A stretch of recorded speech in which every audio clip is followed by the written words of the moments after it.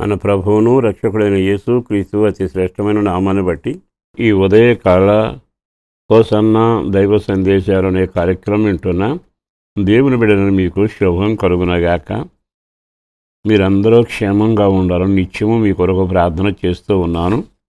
ఉదయకాలం దేవుని మాటలు విన్నాక ప్రార్థన చేశాక మీ పనులు ప్రారంభించి ఆ కార్యక్రమంలో అడుగు పెడుతున్నారని విని చాలా సంతోషిస్తూ ఉన్నాను. ఈ ఉదయకాలం ఒక మాట మీ జ్ఞాపకం చేస్తాను. అదేమిటయ్యా అంటే, మన వ్యక్తిగత జీవితంలో ప్రభువుతో ఉండడం, ప్రభువుని అనుభవించడం, ప్రభు చేత నడిపించబడటం దీవెనకరంగా ఉంటుంది. నేను ఒక రకంగా చెప్పాలంటే మనందరికీ స్నేహితులు ఉంటారు. స్నేహితులు మనతో కలిసి ఏ టైంలోనైనా మాట్లాడతారు. ఎప్పుడైనా వాడు మాట్లాడకపోయినా, వాళ్ళతో మనకు సమయం దొరకకపోయినా వ్యధ చెందుతాం. అందుకని స్నేహితులతో అర్ధరాత్రి వరకు మాట్లాడతాం, మనసు విప్పి మాట్లాడతాం. అట్లాగే ఆత్మీయ జీవితంలో కూడా మన ప్రాణాత్మ దేహాల క్షేమం కలుగ చేసే ఒక మార్గం అట్లాంటి స్నేహితులు మనకుంటే మన ఆత్మీయత ఎల్లప్పుడూ క్షేమంగాను దీవెనకరంగా ఉంటుంది. చాలాసార్లు మనం దేవుని దూరంగా పెట్టి మనకున్న పరిస్థితులు, వనరులు, మనకున్న తెలివి, మనకున్న భాగ్యాన్ని బట్టి ప్రయత్నాలు చేసి సాగి వెళ్ళి చతికిలబడుతుంటాం. కనుక ఒక సేవకుడిగా నేను మీకు చెప్పగలిగిన మాట, మీ జీవితకాల పయనం దీవెనకరంగా ఉండాలని సేవకుడిగా కోరుకుంటూ, సామెతల గ్రంథం 11వ అధ్యాయము 5వ వాక్యంలో ఇలాగ రాయబడిన వాక్కు మీ కొరకు నేను చదువుతున్నాను. యథార్థవంతుల నీతి వారి మార్గమును సరళము చేయను. మన మార్గం సరళం కావడం, మన ప్రయత్నం సఫలం అవ్వడం, మన కోరిక సిద్ధించడం, మనం చేసే ప్రతిదీ అనుకూలంగా మారడం, ఇవన్నీ మనం ఆశిస్తూ ఉంటాం. కానీ కొన్నిసార్లు వ్యతిరేక పవనాలు వస్తాయి. అయితే విచిత్రం ఏంటంటే, ఎందుకు ఇలా జరిగింది అని ఆలోచించిన నేరం మన మీద కాక ఇతరుల మీద మోపడానికి ఇష్టపడతాం. వారి వలన వీరి వలన ఇలా జరిగింది అని. బైబిల్ అంటుంది, నువ్వు యథార్థవంతుడిగా జీవిస్తే నీతి నీ మార్గాన్ని సరళం చేస్తుందంటే, యథార్థవంతుల జీవితం నీతిని మూటగడుతుంది. ఆ నీతి వారి మార్గాన్ని సరళం చేస్తుంది. మనకు డబ్బుంటే కొండ మీద కోతి దిగుతుంది. మనకు బలం ఉంటే ఘనకార్యం చేయగలం. మనకు అంగబలం ఉంటే ఇంకా సాధిస్తాం. ఇవన్నీ మన ప్రణాళికలు. కానీ భక్తిగల మన జీవితాన్ని దేవుని ప్రణాళిక ఏమిటంటే, ఎవరు యథార్థవంతులుగా జీవిస్తారో వారికి నీతి దక్కుతుంది. నీతి వారి మార్గాన్ని సరళం చేస్తూ ఉంది.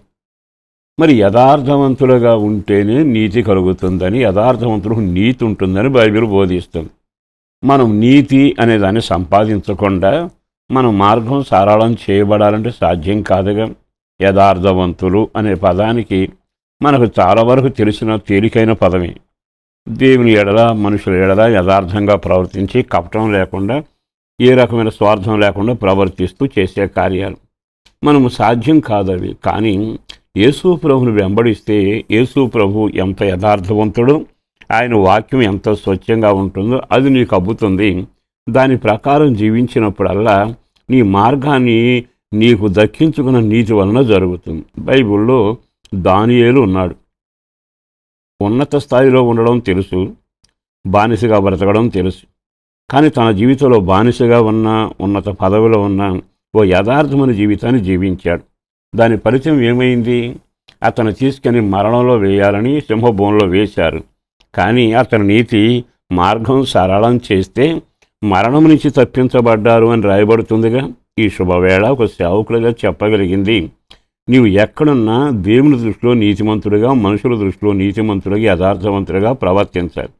మనుషులకు మంచితనం పనికి తప్పవచ్చేమో, కానీ దేవుడు యథార్థతను, నీతిని గమనించి మనల్ని తీసుకుని వెళ్ళి క్షేమకరంగా నడిపిస్తాడు. అందుకని దానియేలు యథార్థంగా ఉన్నాడు. ఒక రోజున నా దేవుని దృష్టికి నేను నిర్దోషిగా కనబడ్డాను. అబ్బా, ఎంత చక్కని మాట.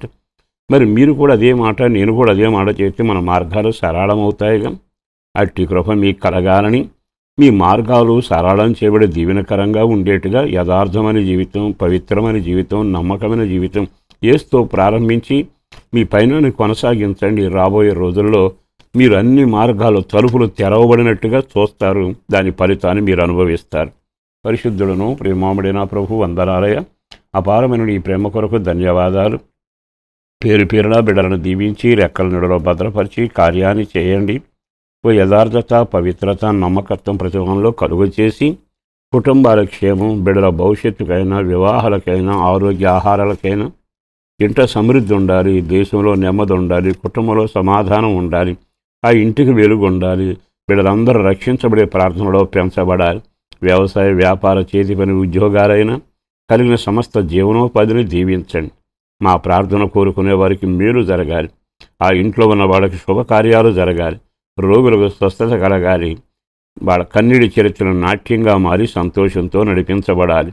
ఆ కార్యాన్ని చేసి మహిమ పొందుమని యేసు పేరట వేడుతూ ఉన్నాము తండ్రి. ఆమేన్.